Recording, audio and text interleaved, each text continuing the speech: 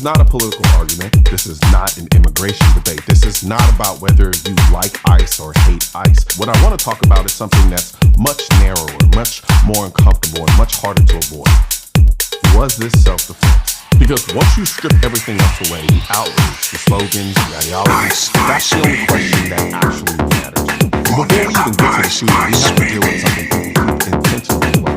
This woman was not passively protesting. She was not peacefully demonstrating. She was not exercising her freedom and right on the sidewalk. She was actively interfering.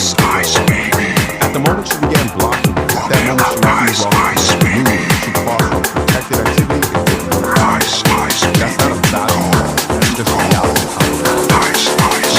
I want to be careful here because this is where people tend to think I'm being dismissive or cold. I'm not. I'm actually willing to give her the benefit of the doubt. I'm not assuming she was evil. I'm not assuming she wanted to hurt anyone. I'm not assuming she woke up that day intending to kill a cop. What I am inclined to believe is something much more human. She was stressed. She was overwhelmed. She did not want to be arrested. Anyone who's ever been in a high-stress confrontation understands this. When adrenaline spikes, your thinking narrows.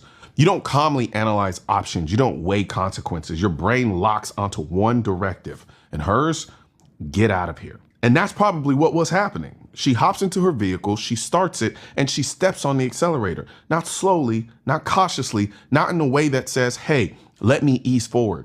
She floors it.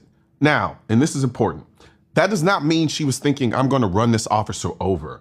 I'm actually not inclined to believe that. What I think is far more likely is that she was frantic. Her mind was ahead of her body. Her adrenaline was doing what adrenaline does. She wasn't thinking about throttle pressure or traction or who was standing exactly where. She just wanted to leave, and I understand that. But here's the hard truth that people don't like. Intent does not always control self-defense analysis. Actions do. And her actions, regardless of what she meant internally, communicated something very specific to everyone around her. They communicated urgency. They communicated disregard for obstacles. They communicated, I'm leaving and I'm not stopping.